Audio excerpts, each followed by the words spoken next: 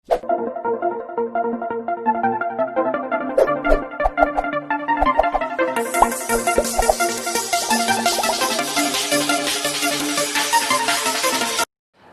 बच्चों, मैं सभी का स्वागत करता हूं फिजिक्स ज्ञान मुकेश नायक चैनल पे। बच्चों, आपको पता है कि हमारा जो चैप्टर स्टार्ट हो चुका है मैकेनिकल प्रॉपर्टीज ऑफ फ्लूइड, इसमें मैंने चैप्टर को बांट दिया है। मतलब एक्चुअल में भैया सरफेस टेंशन ये खुद एक चैप्टर्स है और सरफेस टेंशन के पूरे थ्योरी के साथ उसके साथ न्यूमेरिकल्स और उसके साथ में बच्चों अभी एमसीक्यूज भी ले रहा हूं। मतलब सरफेस टेंशन पहली थ्योरी, बाद में उसके लिए न्यूमेरिकल्स जो बोर्ड में आने के चांसेस होते हैं, वैसे ही जो आपके एमसीक्यूज है ना, वो भी इंपॉर्टेंस होते हैं। तो एमसीक्यूज का भी लेक्चर बना रहा है। 10 नंबर का लेक्चर है भैया आज हमारा। तो मैं आगे बढ़ रहा हूं। सबसे पहले सवाल है आपके लिए, a rectangular flame of liquid is 5 centimetre long and 4 centimetre wide. मतलब एरिया बता रहा है ना, मतलब उसको इनिशियल एरिया बता दूं मैं, ठीक है ना। इनिशियली एरिया है क्या भैया, 5 सेंटीमीटर में समझते हो, -2 मल्टीप्लाई लेंथ इंटू ब्रीथ, समझ में आ रहा है ना। 4 सेंटीमीटर, 4 इंटू 10⁻²। तो इनिशियली एरिया को लिख सकता हूं यहां पे 20 10⁻⁻4 meter square. Meter multiply meter, meter square. Next भैया आपके लिए, if the work done increases the area, work done के कारण उनका जो इंक्रीज एरिया हो गया वो है 7 सेंटीमीटर को -2, 5 इंटू 10⁻²। मेरे ख्याल से आपको आता होगा 35 10⁻⁻4 मीटर स्क्वायर हो गया। इनिशियल एंड फाइनल एरिया दोनों भी। और सरफेस एनर्जी दी गई है तो सरफेस टेंशन आप लोगों को निकालना है। तो आपके लिए जो सरफेस एनर्जी है वो है भैया, सरफेस जो एनर्जी 0.06 जूल या 6 इंटू 10⁻² जूल भी कर सकते हैं। मुझे सरफेस टेंशन निकालना है और ऑप्शन दिए आपको ये। चलो, तो सरफेस टेंशन निकालने के लिए हमारे पास जो फार्मूला होगा, पहले वर्क डन जो होता है T into D A. Diagram के बारे में सोचो भैया, जो यहां पे रेक्टेंगल फ्लेम है, मतलब 2 सरफेस आने वाले हैं सरफेस टेंशन के कारण। तो यहां पे मैं लिख सकता हूं उसको 2 से मल्टीप्लाई करना पड़ेगा मुझे। कितने से? 2 से। 2 से क्यों मल्टीप्लाई किया, समझ में आ रहा है आप लोगों को? अरे 2 से क्यों मल्टीप्लाई किया है? क्योंकि 2 सरफेस है, ध्यान में रखना है भैया, ठीक है ना। यहां पे मुझे सरफेस टेंशन निकालना, मतलब वर्क डिवाइडेड बाय 2 dA। चलो, वर्क एनर्जी दी वाली surface energy, work in the form of surface energy हम लोग बोलते हैं इसको। तो 6 into 10⁻² divided by 2, change in area है, चेंज इन एरिया। पहला इनिशियल एरिया क्या है और फाइनल क्या है? ये है फाइनल और ये भैया इनिशियल। तो फाइनल माइनस इनिशियल करना पड़ेगा। फाइनल माइनस इनिशियल, फाइनल कितना है? 35 है, इनिशियल 20। 10⁻⁻4 को कॉमन, भैया हम लोग एमसीक्यू सॉल्व कर रहे हैं, न्यूमेरिकल थोड़ी कर रहे हैं। -4 माइनस ये कॉमन निकालो, एक ही झटके में करना पड़ेगा। ये हो गया भैया 3 जा, तो surface tension 3 into 10⁻² divided by, यहां पे आएंगे 15, समझ में आ रहा है ना। 30 में से ये गए तो, और ये ऊपर गए तो ये +4। अरे माइनस था, ऊपर जाने से +4, तो ये हो गया 1/5। तो 1/5 का मतलब क्या? 0.2 10⁻², समझे? 10⁻²। तो +2 मतलब तो यहां पे भैया 2 से शिफ्ट करना है। कैसे? -2 में से +4 गए, या +4 में से -2 गए, +2 आएगा। तो 2 से शिफ्ट करना है, तो 1 2, देखो 1 2, और ये जूल पर मीटर स्क्वायर इसका यूनिट मिलता है। क्यों? क्योंकि वर्क का यूनिट होगा जूल डिवाइड बाय एरिया का मीटर स्क्वायर। वैसे यहां पे इसका इक्विवेलेंट न्यूटन पर मीटर भी है, दोनों भी है, लेकिन मेरे जो आंसर दी वाला, ऑप्शन दी वाला है, वो जूल पर मीटर स्क्वायर दिया, तो गलत नहीं होगा। जूल मतलब वर्क का यूनिट जूल, एरिया का मीटर स्क्वायर, तो जूल पर मीटर स्क्वायर। तो डी ऑप्शन इज करेक्ट होगा, ठीक है ना। मतलब उन्होंने कहा है इंक्रीज एरिया। मैंने ऐसा क्वेश्चन लिया था, याद होगा आपको। तो पहले इतना एरिया था, इस स्लाइड को नीचे खींचता था, उसका एरिया चेंज होता था, तब उन्होंने सरफेस टेंशन कितना होगा, क्या होगा, ये बताया था। ठीक है, बढ़ना भैया आगे।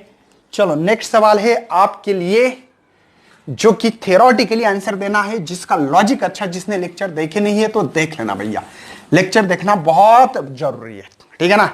नेक्स्ट सवाल है आपके लिए, देखो, observations of water filter paper is due to. आपको पता है वाटर फिल्टर जो होता है ना पेपर, उसमें ना छोटे छोटे छेद होते हैं, बहुत माइक्रोस्कोपिक देखा तो छोटे छोटे छेद होते हैं। और मैंने आपको बताया था भैया, छोटे छोटे जो छेद होते हैं, जैसे कि मैंने आप लोगों को एग्जांपल दिया था कि टॉवेल होता है, हम लोग हमारे जो नहाने के बाद हम हमारा जो अंग पूछते हैं तब क्या होता है भैया, वो ऑब्जर्व करता है। क्यों? क्योंकि उसके अंदर छोटे छोटे छेद होते हैं टॉवेल के अंदर, तो वही छेद हमारा कैपिलरी बोल के काम करते हैं, इसलिए इसका ऑप्शन बी होगा। समझे ना? क्योंकि बच्चों ये पेपर का काम, जैसे कि मैंने एक दिया निकाल के दिया था आपको, है ना, लैंप। लैंप में क्या होती है, कॉटन से एक छोटा सा ऐसे धागे जैसी चीज बनाते हैं, है ना, उससे हमारा दिया जलता है। तो क्यों? क्योंकि छोटे छोटे छेद होते हैं, उसमें होल्स होते हैं, या पाइप जैसी चीज होती है, कैपिलरिटी, तो इसी को कैपिलरी कहेंगे। जानबूझकर थ्योरेटिकली क्वेश्चन, ये आपके बोर्ड का क्वेश्चन है भैया, जो बुक्स के टेक्स्ट बुक के एक्सरसाइज में दिया गया है। क्वेश्चन समझ लो पहले।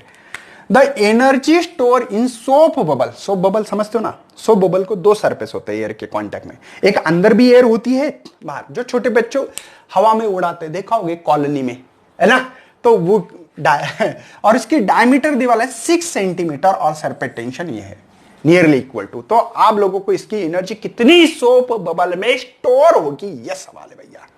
सबसे पहले हम लोगों को जो चीजें दी वाली है क्वेश्चन नंबर 3 में, उसको गिवन डेटा में लिखेंगे। डायमीटर दिए वाला है 6 सेंटीमीटर, तो रेडियस होगी भैया, इसकी जो रेडियस होगी 3 सेंटीमीटर, सबको पता है।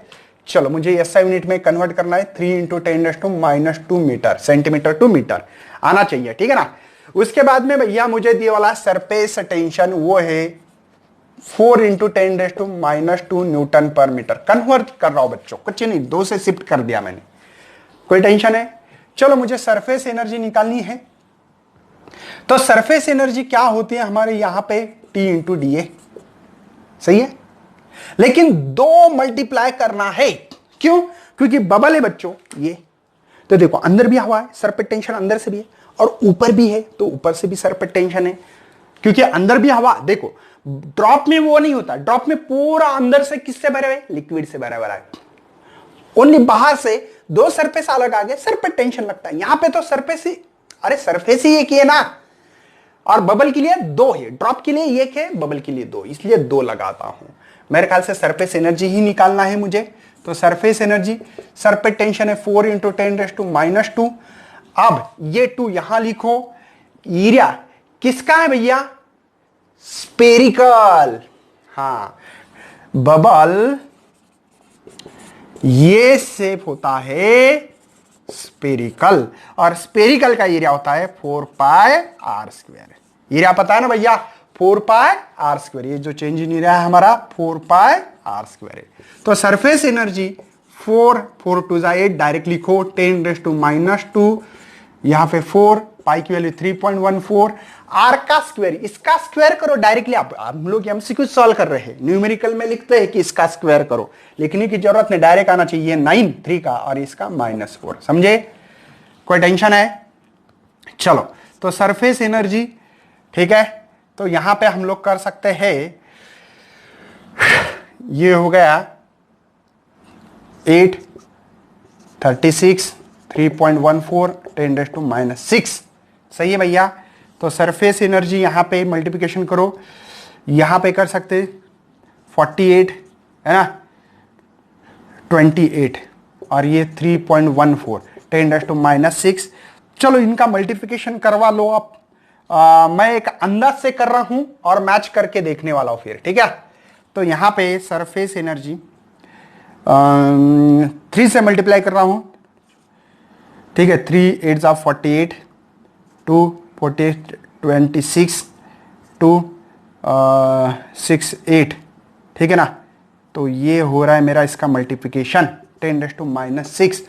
अगर मैंने 3 से शिफ्ट किया तो इसको 9 समझ लो, एक अप्रोक्सीमेटली 0.9 10⁻³ ऐसा आंसर है क्या? मेरे ख्याल से यही ऑप्शन हमारा करेक्ट है। बात समझ में आ रही है ना? आप बोलेंगे सर इसमें एग्जैक्टली कैलकुलेशन करने की जरूरत नहीं है, आप बोलेगे सर आपने मैच कैसे किया आंसर, ये बता दो मुझे। कुछ नहीं किया, मैंने 3 से मल्टीप्लाई किया 288 को, तो मुझे 864, उसको 900 करीब करीब मान रहा हूं, 3 से पॉइंट शिफ्ट किया, 1 2 3, तो ये 0.9, तो 0.9, क्योंकि इसके आसपास आंसर नहीं है बाकी के। अरे भैया 800 के ऊपर, क्योंकि हमको ऊपर नंबर है, 3 के ऊपर नंबर है, 3.14 ऊपर, तो 800 के ऊपर नंबर कौन सा है, खाली यही है। ये तो 800 से बहुत छोटा है, ये करीब था लेकिन छोटा है, मुझे बड़ा नंबर चाहिए, ये भी छोटा है, और पावर तो सबकी सेम है, तो इसको मैच करने की आदत डालो। सीईटी नीट जेडबल यही चीज है भैया, कि विदाउट कैलकुलेशन जिन लोगों का आंसर आता है वही सक्सेस है, अदरवाइज नहीं है।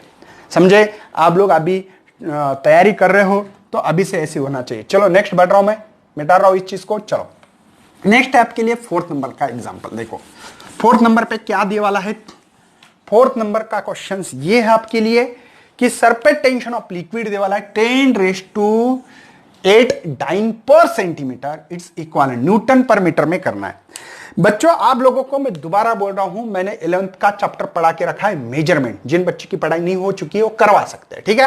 तो क्या पढ़ाया मैंने उसमें? आप लोगों को पढ़ाया था 1 न्यूटन मतलब 10⁵ डाइन, ठीक है। अगर उसको 1 डाइन टू न्यूटन करना है तो 10⁻⁵ न्यूटन, उल्टा करो। अरे ये डिवाइड जाएगा, पावर जाने के बाद माइनस। अरे किसी ने पूछा कि 1 newton is equal to 10⁵ dyne है, तो 1 डाइन क्या होगा? कुछ नहीं होता भैया, 1 न्यूटन, ये डिवाइड आता है 10⁵ मल्टीप्लाई का, ये ऊपर गया तो -5 होगा, तो 1 डाइन मतलब कितना न्यूटन? 10⁻⁵ न्यूटन। ये कॉमन सेंस है। जैसे कि 1 जूल इज इक्वल टू 10⁻7 आर्ग होता है, पता है आप लोगों को? तो ये कन्वर्जन है, ये कन्वर्जन आना चाहिए बस, बाकी कुछ नहीं है। तो किसी ने आर्ग, देखो बड़े में से छोटा तो बहुत बड़ा नंबर आएगा, छोटे में से बड़ा करना है तो छोटा नंबर 10⁻⁵ समझते हो ना, बहुत छोटा है, 0.0001234 इतना छोटा है। समझे यार? समझ में आना चाहिए। न्यूटन टू डाइन, जैसे कि किसी ने कहा 1 kg टू ग्राम, मुझे बताओ kg बड़ा यूनिट है, ग्राम छोटा है, तो 1000 लिखोगे। देखो ना 1 kg के ज्यादा ग्राम, क्योंकि ग्राम छोटा है तो ज्यादा। किसी ने कहा 1 ग्राम का किलोग्राम में बताओ, तो 10⁻³ लिखते, पता है आप लोगों को? क्योंकि इसको 10⁻³ से भी दर्शाया जा सकता है। तो यह बात कॉमन सेंस की बात है। चलो हमारे पास क्वेश्चन है 1 न्यूटन पर, सॉरी डाइन पर है ना, डाइन पर सेंटीमीटर। अब मुझे बताना है आप लोगों को 10 है ना, नहीं 10⁸ है, चलो 10⁸ डाइन पर सेंटीमीटर। चलो आगे बढ़ना है, 10⁸ as it is, multiply dyne का न्यूटन 10⁻⁵ न्यूटन, डिवाइड बाय, आपको पता है सेंटीमीटर टू मीटर करना है तो 10⁻⁻² मीटर होता है, बराबर है ना, क्योंकि 1 मीटर 10⁻² सेंटीमीटर मतलब 100, तो उसको उल्टा करो यार 10⁻⁻²। मेरे ख्याल से आप लोगों को ये कॉन्सेप्ट क्लियर होता होगा। 5 में से -2 चले गए तो -3, तो -3 गए तो 10⁵, तो 10⁵ ए ऑप्शन इज करेक्ट। बात समझ में आ रही है? लेकिन कन्वर्जन है डाइन का न्यूटन में, सेंटीमीटर का मीटर में, क्योंकि न्यूटन पर मीटर दिया वाला, देखो newton meter, newton meter, newton meter, newton meter, तो ये समझ में आना चाहिए। ए ऑप्शंस मेरा जो होगा यहां पे सही। आप अपना नोट डाउन करते रहना भैया, ठीक है ना। चलो नेक्स्ट है आपके लिए 5th नंबर पे एग्जाम्पल। चलो 5th नंबर का एग्जाम्पल क्या है, सोच लो। The value of surface tension of liquid critical temperature is, एक बात समझ लो पहले, क्रिटिकल टेम्परेचर क्या है? क्रिटिकल एक ऐसा टेम्परेचर है भैया, क्रिटिकल टेम्परेचर एक ऐसा टेम्परेचर है जिस टेम्परेचर पे हमारा सरफेस टेंशन 0 होता है। फिर वो अलग अलग लिक्विड के लिए अलग अलग टेम्परेचर हो, किसी के हो सकता है कि 137 हो, किसी का हो सकता है 50 डिग्री सेल्सियस, जो भी अलग अलग है, ठीक है ना। तो यहां पे क्रिटिकल टेम्परेचर मतलब क्या है? सरफेस टेंशन 0 हो जाता है। क्या है the value of surface tension? Surface tension की वैल्यू क्या होना चाहिए वहां पे? 0। ये डिफाइनिंग उसकी। लेकिन ये क्वेश्चन आता है बच्चों एमसीक्यूज, बोर्ड में तो आएगा, सीटी में ऐसे सवाल भी आते हैं, ये बहुत हल्का सा इजी है, लेकिन थ्योरेटिकली में 5 सवाल आते हैं 50 में से 5, 6, 7, 8 आते ही, ऐसे आगे पीछे होते रहता है। तो उसमें ऐसा सवाल आने के बहुत रेट चांसेस है। क्रिटिकल टेम्परेचर किसको कहते हैं? जब हमारा सर पे टेंशन 0 हो, तो आंसर ही दी वाला डायरेक्टली, समझे? कोई टेंशन है? 6 नंबर पे सवाल है भैया हमारा, बिग ड्रॉप ऑफ रेडियस आ रही, एक बड़ा ड्रॉप है और बाद में उससे 1000 ड्रॉपलेट्स बने बच्चों ऑफ वाटर, द रेडियस क्या होगा? स्मॉल आर का। उनका कहना है कि आपके पास यहां पे एक बड़ा ड्रॉप है जिसका रेडियस आपने आर माना है और एक स्मॉल ड्रॉपलेट ऐसे 1000 बने, इस ड्रॉप को तोड़ दिया, फोड़ दिया मैंने, तो ऐसे ऐसे ऐसे छोटे कितने 1000 ड्रॉपलेट बने, जो कि इसका रेडियस स्मॉल आर है। तो इसका रिलेशन क्या होगा? तो सिंपल बच्चों, volume of big drop, big है ना, big drop is equal to volume of small 1000, ऐसा लिखना पड़ेगा ड्रॉप, मतलब सेम होता है इनका और 1000 का जो वॉल्यूम है सेम होगा, वॉल्यूम चेंज नहीं होता भैया। समझ में आ रहा है? कोई टेंशन है? तो बिग ड्रॉप के लिए वॉल्यूम होगा 4/3 पाई आर क्यूब, क्योंकि बिग ड्रॉप का रेडियस आर है और ये 1000 का जो रेडियस है भैया वो है 4/3 पाई आर क्यूब, क्योंकि इसका रेडियस स्मॉल आर लिखा है हमने। क्या कट कर सकते? 4/3 पाई मर गया, 4/3 पाई मर गया। चलो, हम लोगों को यहां पे दिख रहा है कि आर क्यूब, इसको लाऊंगा नीचे, ये बचा क्योंकि मुझे ये आर, स्मॉल आर की रेडियस निकालनी है स्मॉल ड्रॉप का, ऐसे बोलो, कोई टेंशन नहीं है। क्या होगा भैया? इसका आर गया क्यूब, इसका आर जाएगा और इसका होगा 10, आता है ना सबको? अरे भैया 1000 का क्यूब रूट 10 है, तो ऐसा आंसर है का r/10। तो सोच लो यहां पे r/10 मुझे दिखाई भी दे रहा है कि जो बी ऑप्शन है। बहुत इजी और सिंपल से क्वेश्चन है, ज्यादा हार्ड क्वेश्चन नहीं होते बच्चों सीईटी में, इसी लेवल पे होते। चलो नेक्स्ट लेना है मुझे, नीचे दिख रहा है भैया आपको एमसीक्यूज। चलो नेक्स्ट एमसीक्यूज आपके लिए 7 नंबर पे, 2 कैपिलरी ट्यूब है, 2, एक और ये दूसरी, ऐसे 2 कैपिलरी ट्यूब है मेरे पास।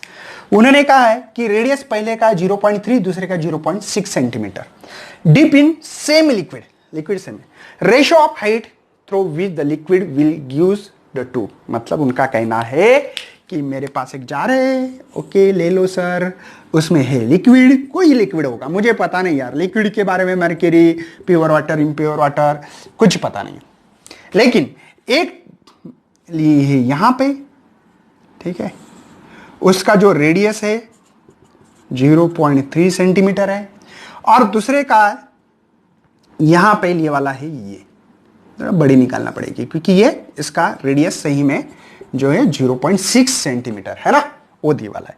तो उन्होंने कहा है कि ये जो लिक्विड है, जो लिक्विड होगा, height through which the liquid right, हाँ मतलब ऊपर आने वाला है, मतलब पानी होगा ऊपर आने वाला है ना, अरे वाटर ही होगा ना, है ना। तो ये कितना ऊपर आ रहा है और एक कॉन्केव सरफेस बनेगा भैया, कितना ऊपर आ रहा है बताओ, किसमें कितना आ रहा है, रेशियो निकालो, हाइट का रेशियो निकालो, ये वाटर कितना ऊपर आएगा, ये कितना ऊपर आएगा। तो हाइट के लिए मेरे पास फार्मूला भैया 2t cos थीटा, थीटा तो पता है हम लोगों को कि वहां पे लिया है कि कैपिलरी ट्यूब, अब रेडियस वो थीटा सेम होगा, जो भी देख लेंगे क्योंकि ये कॉन्केव सरफेस ही होने वाला है, राइज हो रहा है, मतलब ये तो समझ में आ रहा है हम लोगों को, ठीक है ना, और डिवाइडेड बाय आर रो जी। लेकिन उन्होंने है ना 2 ही चीज का रिलेशन बताया, एच और रो, एच और R, sorry, G density same हो गई, लिक्विड सेम है ना, देखो जी ग्रेविटी सेम होगी, थीटा सेम होगा, सब सेम होगा, टेंशन सेम होगा, ओनली हाइट, क्योंकि हाइट में बदलाव आने वाला एक ही रिलेशन बचा है, ये नहीं समझे। अरे भैया लिक्विड सेम है मतलब उसकी डेंसिटी सेम, वो मर जाएगा अगर रेशियो करोगी भी, तो जी से जी मरेगा, रो की वैल्यू रो से वैल्यू मिलेगी, थीटा की वैल्यू थीटा से मर जाएगी, टेंशन की मरेगी। इससे उन्होंने कहा है कि इसका रिलेशन मत लेना, कोई लेना देना नहीं है, मुझे निकालना है रेशियो H1/H2, इसका रेशियो निकालना है। तो H1/H2 मेरे ख्याल से R2/R1 बनेगा। अरे क्यों? क्योंकि इनवर्सली प्रोपोर्शनल ना, H1 है तो R2 क्यों आ रहा है, R2 आने का मतलब ये इनवर्सली प्रोपोर्शनल रिलेशन है।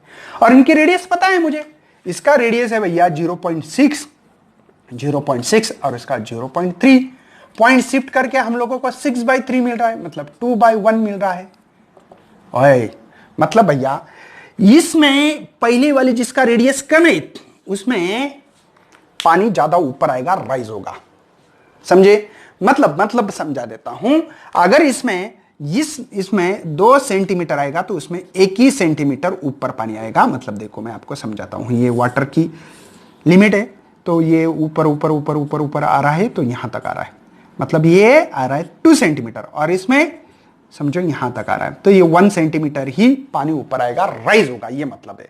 मतलब इसका जो ratio 2:1, B option is correct. बच्चों कॉन्सेप्ट क्लियर करो। देखो सॉल्व तो कोई भी करेगा लेकिन क्या हो रहा क्या है हम लोगों को पहले से समझ में आना चाहिए कि जिसका रेडियस कम उसकी हाइट ज्यादा, इनवर्सली रेडियस ज्यादा हाइट कम। इससे भी पता लगता था इसमें से कौन सा आंसर हो सकता है ना, ये भी समझ में आना चाहिए।